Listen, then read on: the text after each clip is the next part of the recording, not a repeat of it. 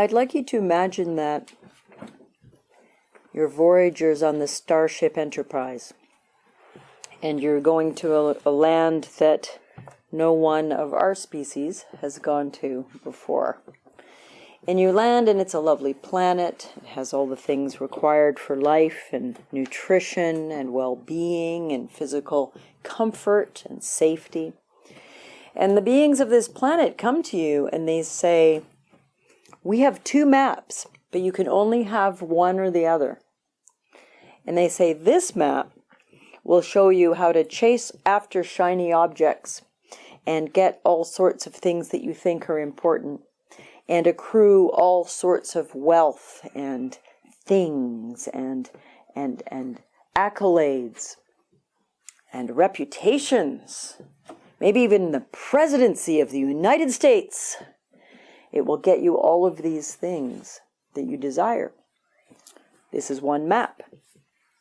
This map, this second map, is a map that will show you the steps and the qualities to develop that will lead to freedom from suffering, that will lead to a mind that has absolutely no traces of any mental suffering. No anger, no greed, no selfishness, no insecurity or ego, no irritation, not even a tiny little bit of discontent.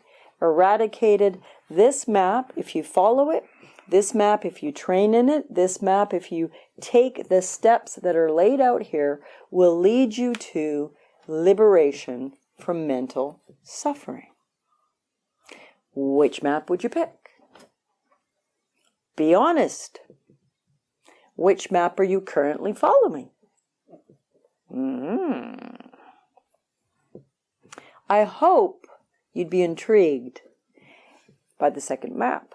What if this was a literal truth? What if there is literally a map that can show you the route, the navigation, and the place to go, and the things to do that will, over time, and for a few people very quickly, liberate your mind from mental suffering? Who wants some of that? If your hand's not up, you're dumber than I thought. No offense, but come on! Who wouldn't want freedom from mental suffering? Of course, you all ache for freedom from mental suffering because you're wise beings and you're not masochists. The Buddha gave us the map. He gave us a multitude of teachings in the form of the Four Noble Truths, the Eightfold Path, the 37 factors of enlightenment, and many, many more. That if we were to take that map and throw away the other one, the one with the riches and the money and the hot wives and the hot husbands and the hot non-gender specific partners that work really well for each of you, which is wonderful, by the way. Loving, wholesome relationship is a beautiful part of the path, but it's not liberation from suffering. It can support you as you walk the path toward liberation of suffering. Follow the second map. Follow the map that the Buddha offered, which says, if you take these steps, if you undertake these trainings, if you cultivate these qualities of mind, if you develop these factors, you will have less suffering. If you do it steadfastly and well over time, you will at some point, maybe in this lifetime, maybe not, become liberated from all suffering. But I tell you what, who'd sign up for 20% less suffering? No kidding. Who'd sign up for 5% less suffering? Heck yeah.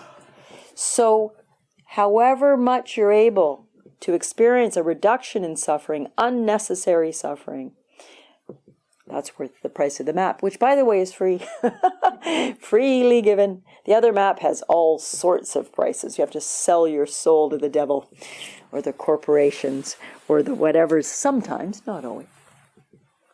So it's a silly analogy, but to drive the point home, be wiser about what map you follow, people. Wake up.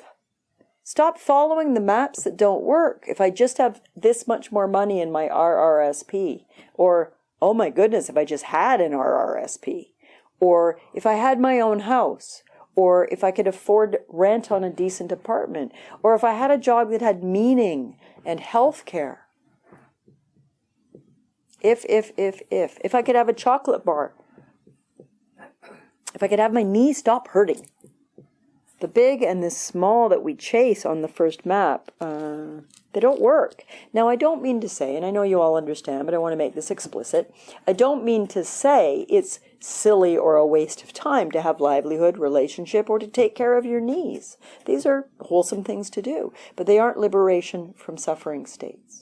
So, I mentioned the 37 factors of enlightenment. I'm not going to teach you all those this retreat, I don't think. But tonight I am going to share the 7 factors of enlightenment, one of the chunks of lists in the Buddha's 37 factors of awakening.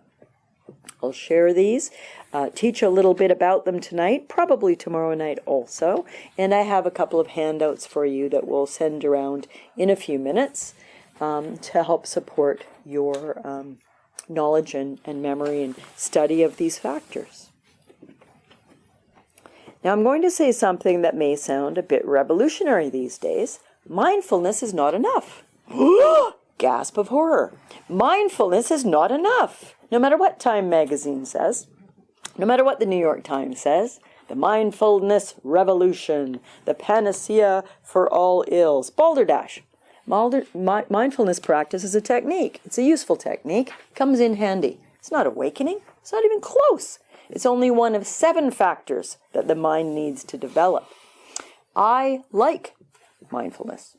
I like even secular mindfulness, meaning when it's taught stripped of Buddhism, which is never what it was, by the way. But when it's taught in a secular way as a technique for calming the mind, focusing the mind, terrific. I teach that sometimes. I write for Mindful Magazine, which is a secular mindfulness magazine. Wonderful publication. Bring that stripped down bit of the teaching that has value to as many people as possible. Great. That's not what I'm on about. I'm a Buddha Dharma teacher. I teach awakening. I thought she was giving me a round of applause, but she was just trying to kill a mosquito. I'm a bit disappointed now. I thought she was like, "You're brilliant!" But no. I can wish. I can wish. All right, I don't really wish. I'm all good. I'm just trying to help. So, secular mindfulness has a place. It has value. I hope some of you will study it and teach it. The world needs it. The world needs small, teeny-tiny release of suffering. Great. Fantastic. It's not what I'm teaching. It's not what the Buddha taught. The Buddha did not teach mindfulness as a technique on its own. He taught freedom from suffering.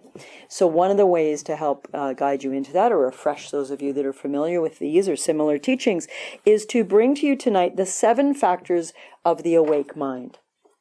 The 7 qualities to develop in your meditation and in your life. The 7 things that map, that second map, when you arrive at that unknown land, says if you develop these, if you follow these, if you perfect these, or at least get better at these, you will have less suffering and a better, richer, more wholesome life, mind, and heart. Does that sound good? Does that sound good? You're allowed to talk now. There you go. So, what are the 7? Familiar to some, not to many of you.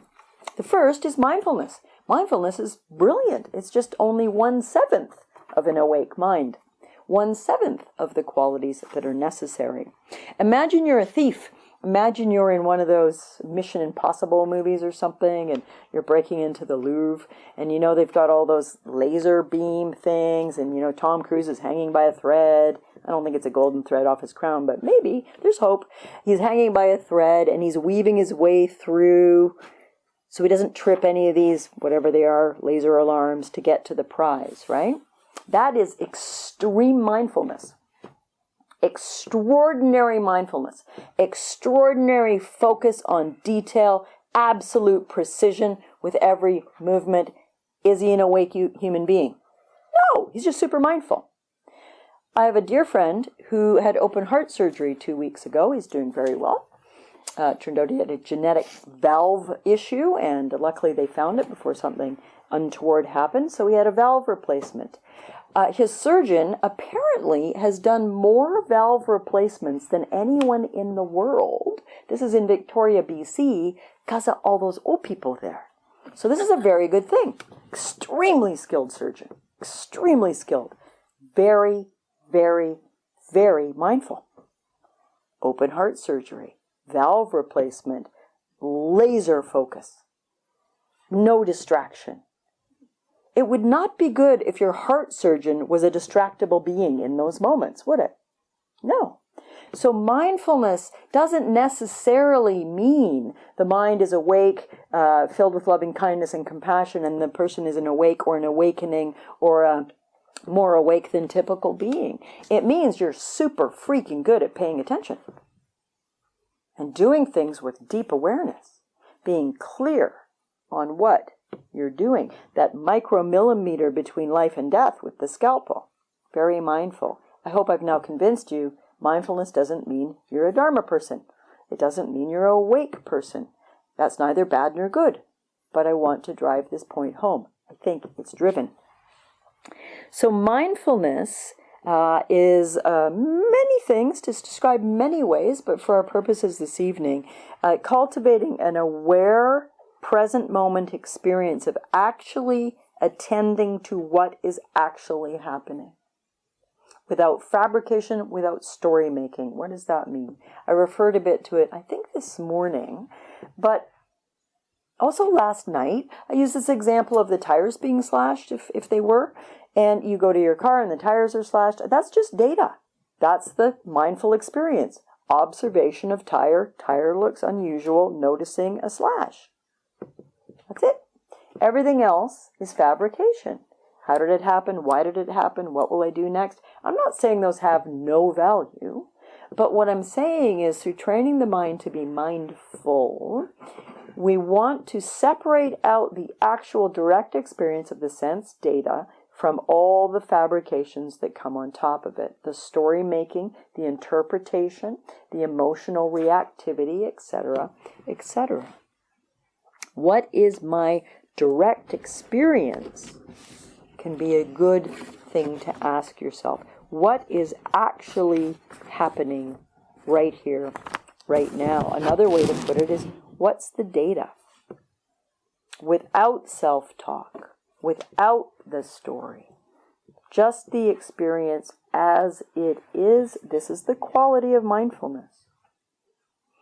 I'll tell a story I sometimes share. It doesn't leave me looking very good, like a lot of my stories. I'm generally willing to throw myself under the bus for your edification. But this story took place 25, 30 years ago, something like that. And I was with my boyfriend of the time. We lived in Vancouver at the time. And his family had a cabin over here on the island, actually at Deep Bay, quite close to here on Vancouver Island. And so we were off for a glorious weekend, driving up to his folks' cabin. It was really a much anticipated thing. And he drove a Triumph TR6 at the time, beautiful little two-seater sports car convertible. I know. Nice choice, Cheryl. Get the boy with the convertible. I was no dumb bunny. So off we go, and we're driving up island from the ferry, and up we're crossing through by Ladysmith, and we decide we need ice cream, of course, to make a great day even better. And we pull into the Dairy Queen. And my guy at the time, he said, "What do you want?" I said, "I want a hot fudge sundae," which is one of the great awakened things on the planet, as far as I'm concerned. So in he trots. It was before the days of drive-thrus. He had to actually go in on his feet. I know, hard to believe. So in he trots, and out he comes, and he's got whatever he was eating, I don't remember, and he hands me my hot fudge sundae, and we pull out, and we're on the highway again, and I take a bite, and it's a chocolate sundae. Now, the women in the room know what I mean. The guys might be, what's the diff? There's a diff. Hot fudge is quite different from chocolate sauce. And they don't taste the same. Hot fudge is richer and, fudgier and way better. So here I was. This is the part where I don't look good, okay? Ready? Take my bite of my sundae, and I freak out. I start berating him. What is it? You got me chocolate. I don't even like chocolate. What's wrong with you? Why don't you listen? You never pay attention to me. I wanted a hot fudge sundae. How hard is it, really, to walk in and get a hot fudge sundae or whatever variation of not very awakened behavior I unleashed on the poor guy? And so he was a pretty mild-mannered fellow, and we're driving along, and he's just kind of taking it in, my verbal abuse, basically, and he just kind of looked at me, kept driving, reached over, kind of shrugged, grabbed the sundae, chucked it out. We're in a convertible, flying off, splat, all over the road. By the way, kudos to him, eh? That was a reasonable response in my view. And what it did was, of course, it shocked me out of my mind state. And there was a micro moment where I could go one of two paths. Can anybody guess what they would be? Path number 2, the dark side. Hell hath no fury. Like a woman whose Sunday has been chucked out of the car, even if she didn't want it. To my benefit, I took the other path. I was so shocked by his behavior, like stop time and space. And in that moment, I had a moment of clarity. And I saw just how ridiculous I was behaving, how completely irrelevant all this was, and how I was acting like a jackass. So I laughed, and he laughed, and I went, well played, and we kept driving. This is a little example of what the difference is between the data, the direct mindful experience, and the story, the fabrication. What was the data? I took a bite of a yummy substance, and it wasn't the one I expected. Still reasonably yummy, by the way. That's just data. I could have gone, oh, that's actually not hot fudge, babe. Oh, really? Chocolate, hot fudge, aren't they the same? Nope, they're not the same, but no worries, this'll do. And on with the day. I could have just thanked him for the ice cream. I know! I'm going to say I'm wiser now. My partner's not here, so I can say it. It's a silly story. I hope it resonates. That there are times where the data is just so simple, non-offensive, and we can fabricate in a micro moment, right? In a micro moment, there's a colossal story. This is the most selfish guy I've ever met. What am I doing with him? I don't want to go to the cabin. I wonder if I could sue him for the sports car. Whatever, in a second. Boom, boom, boom, boom, ridiculousness. This is what the mind does all day long. It fabricates, it adds, it embellishes, sometimes beautifully, sometimes ugly, sometimes neutral. And mindfulness, that one of 7, is the cultivation of the ability to strip away all the fabrications and just experience the direct experience of the data, of what's actually happening. So we train in that. In your sits, you train when the mind is being asked, the attention's being asked to focus on the sensations of the breath. And then there's a funny sound outside the yurt. And the brain grabs that and it starts fabricating. Oh, I wonder what that was. And or hostility can arise. Why can't they just be quiet? Don't they know there's a meditation retreat going on? Fabricate, fabricate, fabricate. Mindfulness brings it back, direct data. Sound, back to the breath. Annoyance arising, back to the breath. Story making about the sound, back to the breath. And it's got this beautiful elegance to strip away everything and just have the direct experience. We'll talk more about why that's important. But the silly Sunday story is an example of why it's important. When we can cut through all the story making, we can react or respond appropriately to the data as is. Not a disaster. Even disasters aren't necessarily disasters if our mind doesn't make them so. Some of you know that 2.5 years ago, I was caught with my best friend and her family in the fires in Santa Rosa, California. They burned 60, 80 houses, multiple buildings. There was a loss of life. 60 or 70 people died that night. And we were awoken in the middle of the night by my friend's daughter. She came to wake me up because she smelled smoke and the power was out. And we effectively then fled for our lives. And her entire subdivision was ash by morning. Every single house, 30 or 40 houses, ash. And it was a little harrowing, to be perfectly frank. But my friend, who doesn't practice Buddha Dharma in any formal way, has a very Dharma point of view. The children, her husband, myself, and the dog all escaped fine. So we were fine. It was a disaster, but it wasn't. Because neither she nor her hubby nor their children reacted to it like it was a disaster. They reacted to the data. The house is gone. We're all alive. That's the relevant data. So even a disaster isn't a disaster if the mind doesn't fabricate it so.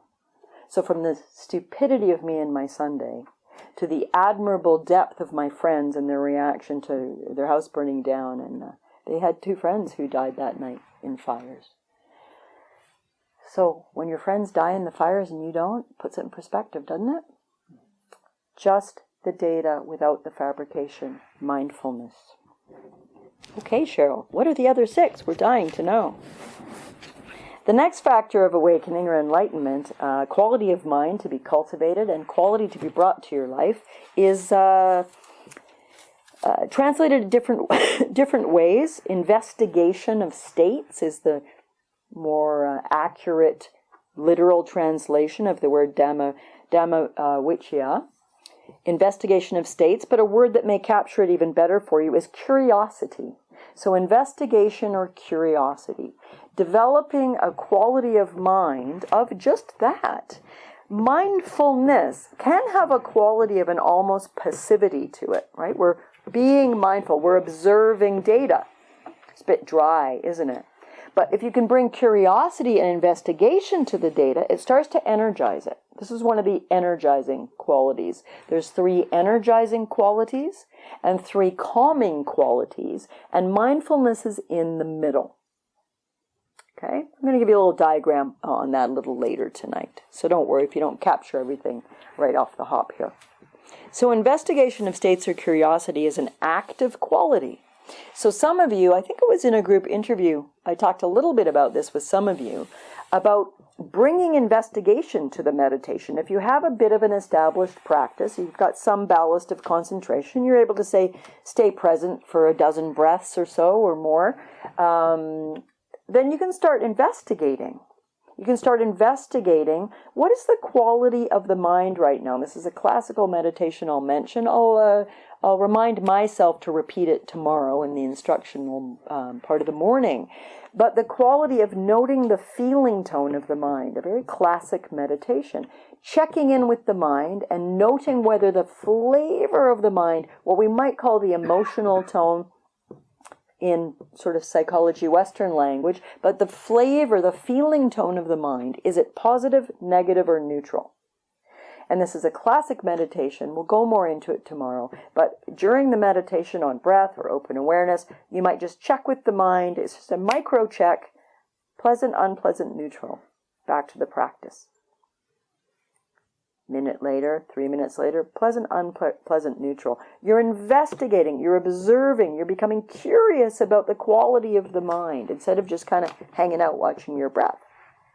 You're bringing a curiosity to it.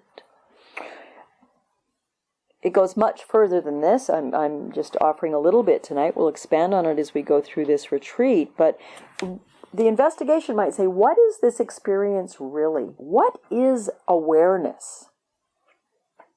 What is the quality of a focused mind versus a more distracted mind? Being a great mind scientist of your own experience is partly what this quality points to. In a larger sense, it might mean studying the dharmas, investigating the nature of reality, what cause and effects lead to wholesome states and experiences and unwholesome states and experience. I teach this in many ways, but one of the ways I apply Dharma and also psychology teaching is to our romantic relationships. It's one of my areas of specialty. And if you're in a romantic relationship, or when you are, this can apply to friendships too, of course, can you recreate curiosity about the person you're with? Can you investigate, who is this mysterious person I've been sleeping beside for 26 years? Can you bring a mind of curiosity to your relationship? Can you re-engage curiosity to your work? Something you've maybe been doing for decades. And after the first 10 years or so of our career or work arc, we generally tend to coast. We're good at what we do. We're not learning a whole lot more. We're doing what we do, and we're doing it well. If we don't go seek a new approach or some extra training, we can really get plateaued unless we bring what? A mind of investigation to it. a mind of curiosity to it. We can light it up again by the quality of investigation and curiosity. The second factor of the 7 factors of awakening or enlightenment. The next factor, the third, is also an energizing factor. In fact, it is the quality of energy or perseverance. Virya or virya is the Pali word, if that interests you. And it's a quality of don't give up. Bring energy and focus to your meditation. You're all doing that already. We've only been here 24 hours, but you're at the sits, you're at the classes, you're doing what's asked, you're putting in the time, you're bringing energy. You're not napping in a hammock outside your tent for 12 hours. If you did, I'd send Neil to tip your hammock over and say, get with it, let's have some energy now. You're on retreat, train your mind. I wouldn't do it, I'd let him be the fall guy. So energy translates to do the work, right? Bring perseverance, stick through it when it's difficult. Don't just allow yourself, it's so tempting, and we've all done it, certainly I have as well, but kind of let yourself just daydream away the last 20 minutes of the sit, because I did pretty well for the first 30 minutes, and now my brain's tired, which is a very real experience. So I'll just kind of daydream, because I know she'll ring the bell soon, give myself a little break. Let myself go into what I'm going to do after on my backpacking trip, and it's going to be awesome. Well, that's not a lot of diligence if you're meant to be meditating, and that's mind wandering. And when you catch it, you can use energy to bring that mind back to the stated objective of paying attention to the meditation object. Persevere when it's tough. You're all doing that already. Bodies tend to complain during retreat, and particularly these first few days. Even the yoga, which is so supportive and healing, you may be a little bit stiff and sore, even from a class as gentle as today, because you were opening your body in ways it's not used to. So tomorrow you may be like, oh, I'm a little tender there. Not injured in any way, but a little bit sore. So we persevere through the body pains. We persevere through the mental pains of, I hate this, can I leave now? And all the rest of the stuff that comes up. At least I hope you'll persevere, applying this third factor of enlightenment, which is energy.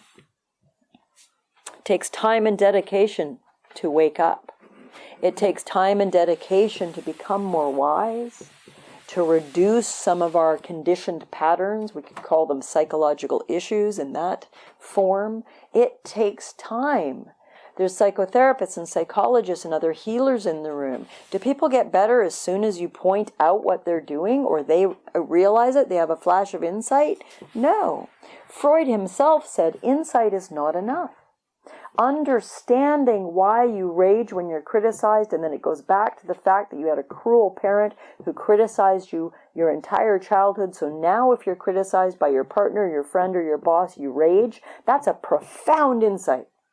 To make that link, to realize that's why. But it doesn't make the rage go away right away. It's a deeply conditioned pattern in your mind and in your body. So it takes perseverance, diligence, probably a lot more work or a little more work with your psychologist, with yourself, with your practice, with whatever, to help liberate things. It's not a quick path for the majority of us. It's certainly not a quick path for me. The path of Buddha Dharma and awakening. I'm 25 years in or so now, and it appears I've got a ways to go yet. It's not out of the question that were you to buy me the wrong Sunday on a bad day, unwholesome states might arise. I will own that as a possibility. So the third factor is energy, perseverance, diligence, dedication. Are you practicing? I'm not going to ask you to raise your hand one way or the other, but are you meditating in your daily workaday life? How much? How often? Do you mean to and you don't? Guilty? We're all pretty much guilty of that some of the time. Have you gone months without meditating? That's pretty lousy diligence. Guilty a lot of the time.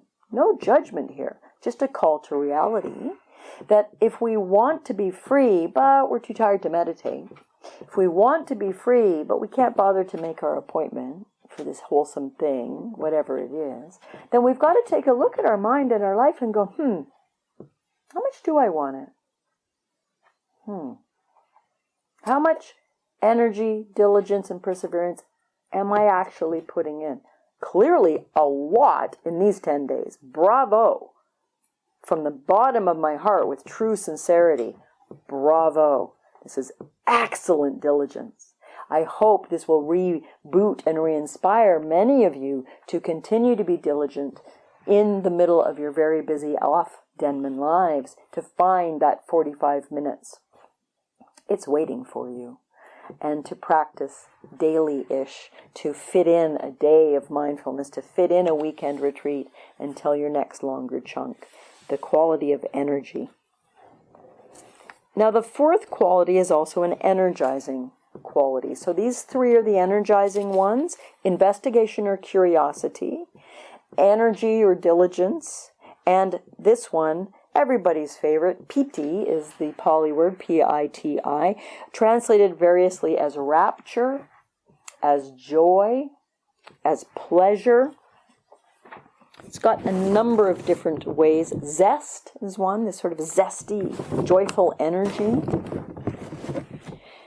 So is there passion? Is there joy? Is there interest in your meditation?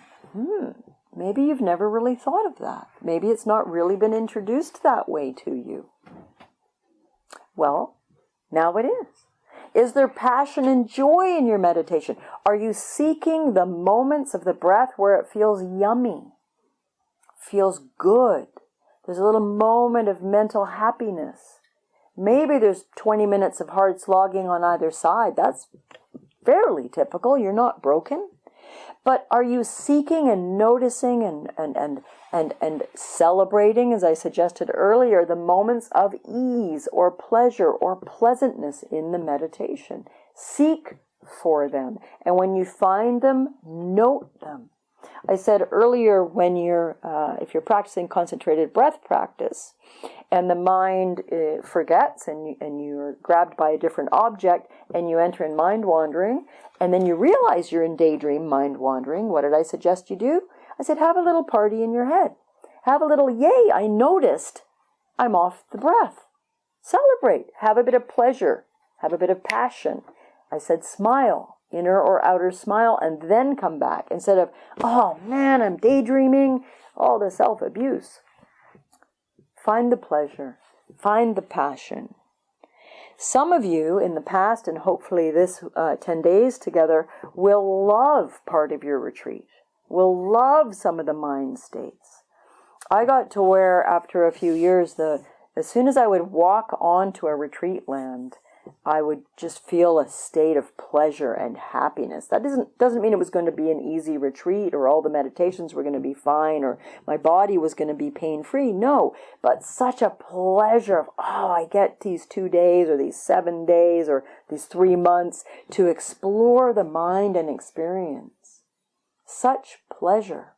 If it was a talking supper, I'd skip it. I'd want to go right into silence. Just the pleasure of studying the mind in that way, which is great, because a lot of the time this mind was hell, and the experience was dreadful, like for a lot of you, not for all of you, lucky for you, but tremendous difficult states, anxiety, panic, despair. I've not had an easy ride, so don't think that I have something you don't. Maybe diligence, but you can grab that this second and have it from now on. So thank goodness I enjoyed the process, even if I hated the slog. I enjoyed the possibility, even if the daily grind on retreat sometimes was incredibly difficult and painful. Joy, zest, piti, pleasure, rapture. This also refers to meditative states of absorption, the jhanic absorptions, or even just deep calm states without it being full jhana, where there's pleasure. Several of you reported today that after one of the sits or other, and again, it's only been 24 hours, that you felt good in the sit, and when the bell rang, you didn't want to get up. You were just happy, pleasantly being with the mind. The mind felt pretty yummy. No great giant flaming Buddhas or orgasmic bliss necessarily. Those can also happen. But just a graceful pleasantness to the mind. Great! That's this quality of piti, of zest, of pleasure, of rapture, of pleasantness. It's a good thing. So seek the pleasant. Now, here's the fascinating thing about these qualities. We can train in all 7, but also they're outcomes of doing the work. So even if you're not training in curiosity, and you're not training in pleasure, and you're not training in energy, which after tonight I hope you will be, and you're just slogging through watching the breath, these things will start to occur in the meditation and the life. You'll start to become curious, even if you never heard this teaching. You'll start to notice you feel pleasurable some of the time in the mind, even if you didn't know to look for it. So these are both qualities that you can weightlift and train in and look for and seek and develop, and they're natural outcomes of the path of Dharma and the path of meditation. So you can strengthen them and they will become strengthened, which is reassuring, I hope. So mindfulness, think of it as the fulcrum point, like on a teeter-totter. It's in the middle. And on one side, it's got these 3 active qualities, right? Investigation or curiosity, rapture, joy, or pleasure, and energy or perseverance. And then on the other side of the fulcrum, you've got the 3 less active, or I don't care for the word passive particularly, but calming qualities. Active and non-active qualities. These are the next 3. So the 5th quality, the first of the 3 more passive, gentle qualities, is tranquility or peace or serenity. The Pali word is pasadi. Pasadi. Even sounds a bit peaceful. Pasadi.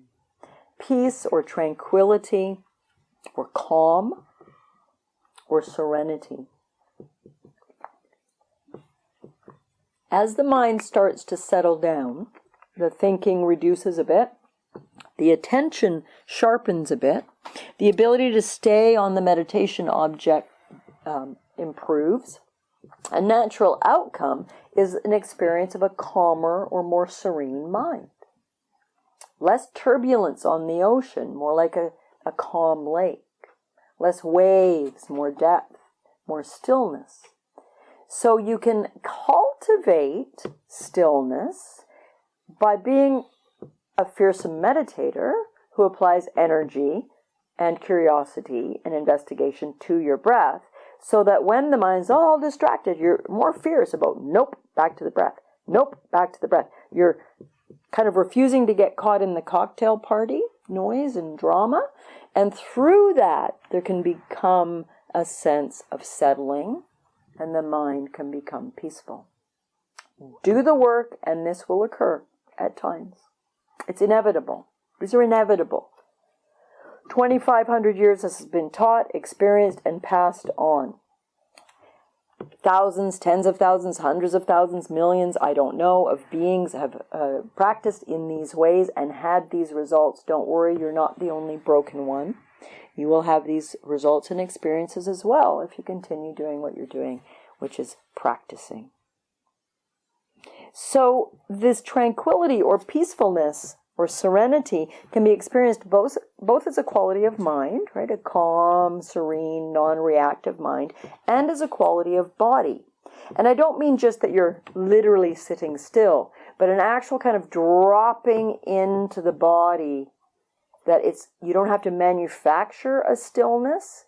Even if you're in motion, there's a sense of whew, like a ballast, yeah? Groundedness to the body. Even if you're walking quite quickly to get to the yurt, you can be in the body with a stillness even when walking rapidly.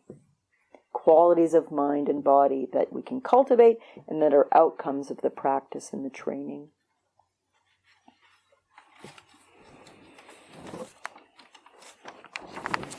The next quality of mind, factor of awakening, number 6, is concentration, from the Pali samadhi. Samadhi.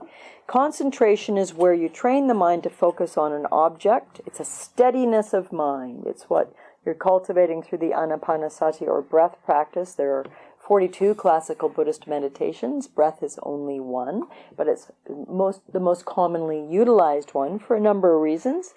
And what you're doing when you're really training in that attention, I was talking about this morning, the focus of where you're placing your attention and becoming more diligent, energetic, and focused on that task of single-pointed concentration. Over time, you'll develop more and more ability to sustain the attention on the object with little or no distraction. That doesn't mean no thought. That can happen, but that's a pretty advanced absorption state, which arguably isn't actually all that important, although it's pleasant to have no thoughts. It's not awakening. It's just a useful way to calm the mind, to maybe have insight from that place. We can talk about that perhaps another time. But concentrating the mind, it can be very still and concentrated, even if there's thoughts present. But the thoughts don't move your attention to them. So back to that analogy of the cocktail party. You're paying attention to a single conversation in a noisy room, and you are locked and loaded on that conversation. So no matter how much noise and laughter and chaos and general hijinks are going on around you in the party, you don't let it pull you off because you're concentrated. So don't misapprehend. Don't become confused to think if there's thoughts floating in the periphery of the mind, your mind, that means you're not concentrated. If they're not sticky, if they don't grab you, if you can stay locked and loaded on the meditation object, there can be a vague awareness of thoughts coming and going, and you may still be in a very deep, concentrated state of samadhi. I hope this is good news. A lot of people misunderstand and think if thoughts are present, they must not be deeply concentrated. That's not necessarily the case. So the sixth factor of concentration or samadhi, a steadiness of mind, and this takes effort and will. Back to that third factor of energy. The majority of us don't have a natural predilection of the mind to deeply concentrate. A few people do. They're kind of savants, and they go to their first meditation class and boom, locked and loaded. That's great. It's pretty unusual, and if you're one of those people, terrific. Then you can develop that further and then expand to work with these other factors and other styles of meditation in addition to concentration. One-pointed unification of mind can lead to single-pointed focus, which is the doorway into the jhanic absorptions, for those of you that are familiar with those states. The seventh factor is equanimity, from the Pali word upekkha. Upekkha, equanimity. And you'll get a handout, so the spelling, I think, yep, the Pali should be on there. Equanimity, non-preferential, open, curious awareness. Non-preferential. What does that mean? Well, it means, quite simply, you don't prefer those you like to those you don't like. You don't prefer the yummy things to the yucky things. You're non-preferential. Let me be clear here. That doesn't mean that you don't have things you care for and things you don't care for. That's discriminated wisdom. That's good. The Buddha said, I think I quoted this earlier, I can't recall, I know the pleasant for the pleasant and the unpleasant for the unpleasant. That means, in discriminative mind, we know a wasp sting can feel unpleasant, a gentle stroke by a loved one can feel pleasant. Knowing what is pleasant or unpleasant is intelligent. Equanimity means that we're okay, we're unruffled, we're happy and awake, whether or not it's a wasp sting or a gentle caress. We prefer one because we're not foolish. But equanimity is to be with things as they are, non-preferentially. What it means is don't run around chasing all the good stuff in a desperate attempt to keep yourself happy and rejecting all the difficult stuff. This is a vast teaching. I might give a whole talk on equanimity later in this retreat, we'll see. But for now, we can practice equanimity of mind states during meditation. Now, unless you're a masochist, and we've established none of you are, in meditation, if the mind is super anxious, or the body's super sore, or there's very unpleasant grief states arising, we'd experience that as unpleasant, right? Sure. If we're practicing the quality of equanimity, rather than trying to shove those states away, which is aversion, one of the 3 poisons, rather than trying to fix them by thinking happy thoughts or something, we simply accept it the way it is in meditation. This is a training. This is a training in equanimity. We just allow the state to liberate itself. We allow the state to be there as it is. We don't muck with it. We return to the breath, or whatever the state of meditation is. Open awareness, Mahamudra, Dzogchen. We return to the practice.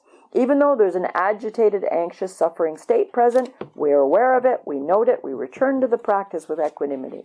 We let it be. It's a phrase someone uses, one of the teachers, but let it come, let it be, let it go. It's very elegant, almost the Beatles. Let it come, let it be, let it go. Don't mess with it. That part's mine. It's less elegant than the first bit, isn't it? Let it come, let it be, let it go. That's one flavor of equanimity. Whew, consternation in the mind, highly unpleasant. Back to the breath. Back to the practice. Whoa, increasing, super, super uncomfortable. Back to the breath. Back to the breath. In time, usually only in moments, sometimes longer, the state will shift. Now this is true in life. If I had maybe held my tongue in that TR6 on that sunny day when I was disappointed with the data, in time it would have passed, knowing me, maybe a couple hours back then, but it would have eventually settled down in my mind, and maybe I would have eaten the ice cream and not said anything unkind. That would have been good. If I'd been able to have equanimity for the fact that a lot of stories, a lot of data, and a very reactive negative story had formed. Whew, if I could have been with that with space, with curiosity, if I could have investigated it, if I could have looked for the pleasure in the experience, if I could have calmed myself, sought some tranquility, maybe I would have had more equanimity. Do you start to hear how these support each other, how they interplay with each other, how they come together in a good, awake mind? You don't have to be a Buddha to have an awake mind for periods of time. You can be fully awake for a minute, fully awake for 20 minutes. You all have moments of profound awakening, profound awakeness. And then some clouds come over the sun, or some story obscures the data, or we cling to the good state and that crushes it like a bug. But you know how to do this. You knew as a child how to have these factors present.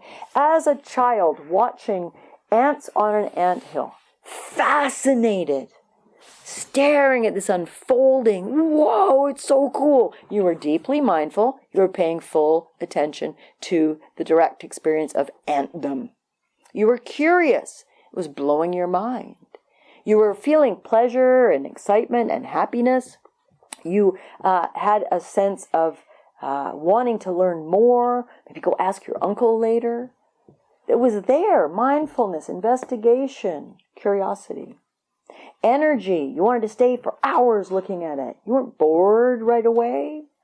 Pleasure.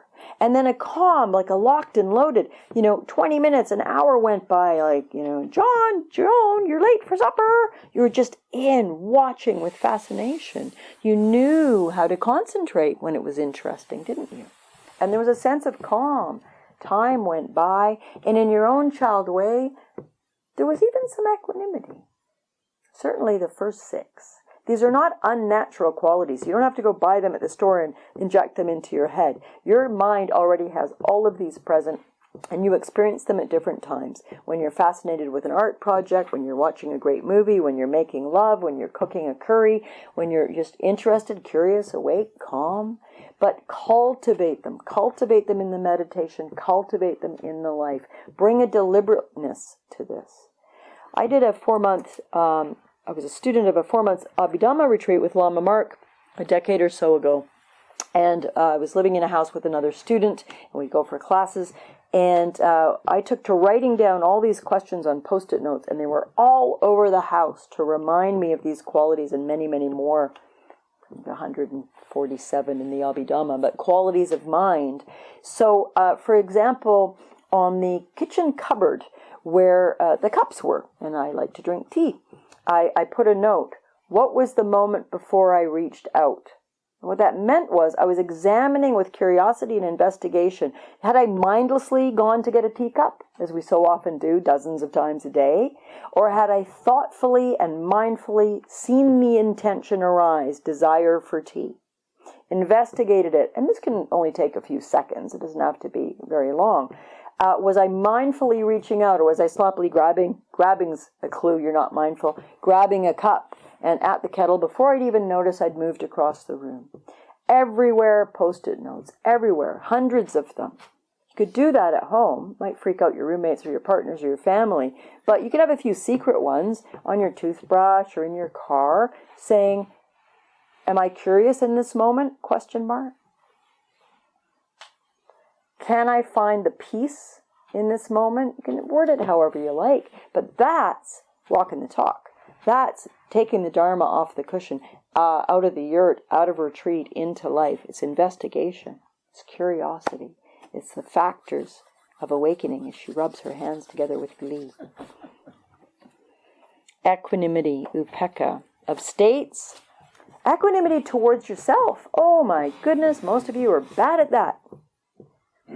Can you be with yourself as you are without the judgment? Without the negative judgment, the beration, the cruelty, the correction, the not good enough. Unless you're a raging egotist, then you swing the other way. Can you be with yourself without thinking you're all that?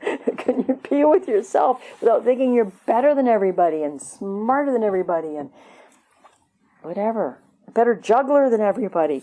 Unless you are. Namja Rinpoche used to say, if you're really good at something, you're really good at something. That's great.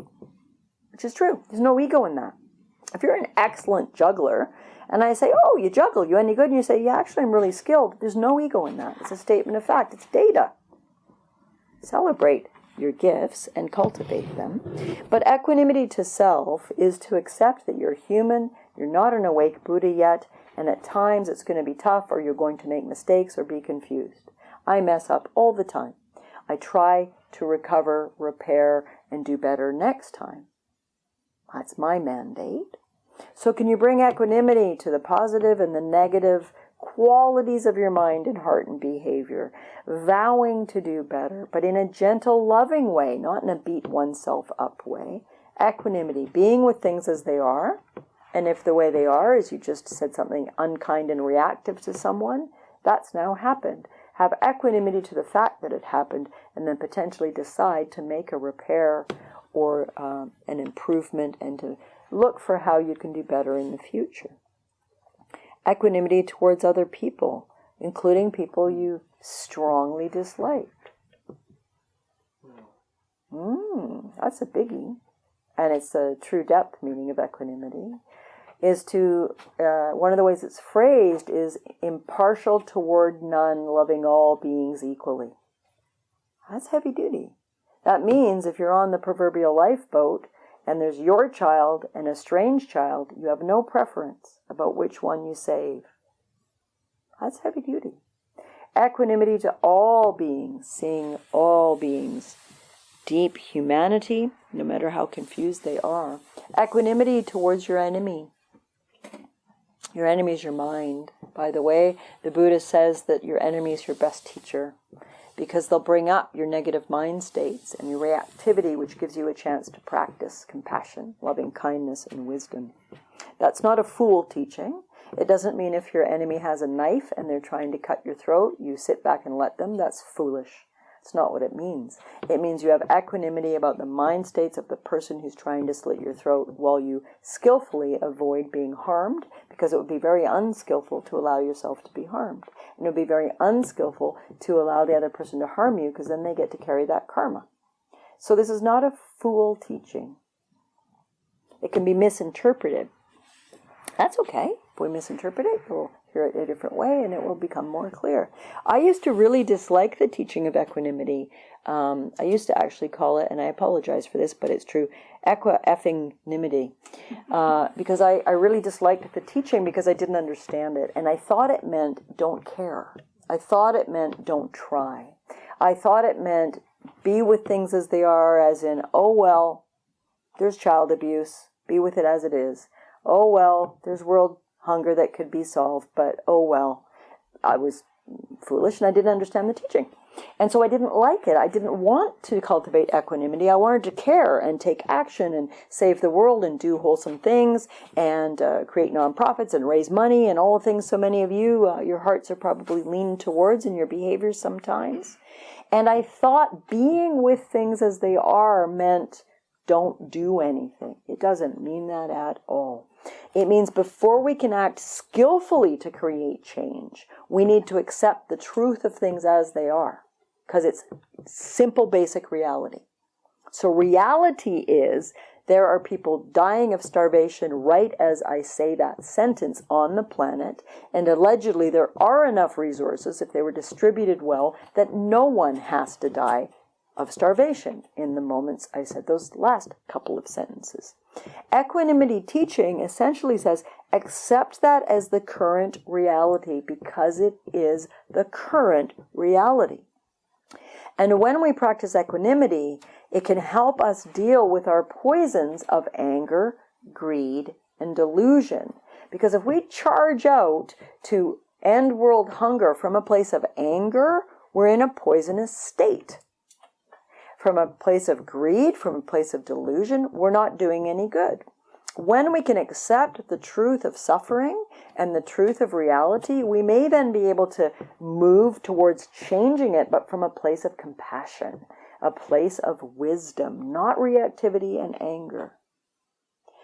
Years ago, before I studied with him, I had a close friend who studied with Namgyal Rinpoche at that time, and my friend was an advocate and a peace activist and a kind of a warrior for human rights causes. And he was very involved at the time there was a war in Sri Lanka 30 years ago. There's been more than one. And working to help one subgroup of tribes or ethnicity that was being genocided. And this is something he took a lot of pride in. He did some very, very important work to try to help that cause. And he was in a Dharma class with Namgyal Rinpoche, who was at times a very direct and tough teacher, much like a lion might roar at you to help you awaken. And my friend tells the story to me that he was in the class, and Namgyal Rinpoche said, "Where are all the peace activists and the human rights people at?" And a few of them kind of rather proudly put their hands up, and he said, "You're all hate types." And they're like, "What? We're like the nicest people in the whole world. We want to stop people who hate." He says, "Yeah, but what's your motivation?" And he was challenging them to say, if they're coming from anger and hatred towards the oppressor, I hate the Nazis, they're terrible people, I'm going to go kill the Nazis. If you're coming from hate, you're no better than the person you're trying to stop. That's a heavy teaching. Doesn't mean you don't stop persons from doing extremely unwholesome things. But it means if you can come from an open heart and a clarity, you'll do it from the right intention. The Dalai Lama, I think, tip a hat to him, is the best teacher of this. It's often quoted how he's asked more than once, I'm quite sure, by reporters or researchers or curious humans, how does he feel, how did he feel in 1956 and beyond when Tibet was invaded by Chinese forces and some real human rights atrocities went on, as in any conflict anywhere, whether it's Canadians or anybody else, atrocities can go on, and lay people were raped and murdered, and nuns and monks and whatnot. I'm sure things were done to Chinese persons that were also not at all good. And he was asked, how do you feel about the Chinese forces, the Chinese soldiers who perpetrated these atrocities on your people? And he said, I have profound compassion for them. which was a very puzzling answer to the reporters, of course, out of context. Didn't understand. How could you not hate them or be angry? He said, I have profound compassion for the mind states of suffering and rage that would have been in those beings at those moments, and how much they are in the three poisons to be in those states, just like all of us. All of us are in the three poisons, greed, hatred, and delusion some of the time. So equanimity doesn't say, oh, Cheryl, forget about world hunger, it's just the way it is. Oh, Cheryl, forget about animal abuse, it's just the way it is. Or all the things all of us probably care about. It says, accept the truth of what's happening first, with grace and compassion, and then that can free us to act skillfully from kindness and compassion and clarity and like Dharma ferocity, not rage, not hate, to make positive change in the world. That's why I used to call it equanimity, because I didn't understand. I thought it said, just give up, accept everything. That's not what equanimity means. So if you were offered this roadmap, these 7 factors, the Buddha told us that these will help liberate all suffering states. I think we'd be very wise to take our free map, study it, and follow it. And when we got off course, to recorrect and course correct. And when we forgot about the map and drove all over the place and mindlessly for a while and having a good time, we would come back and apply this map of these 7 factors.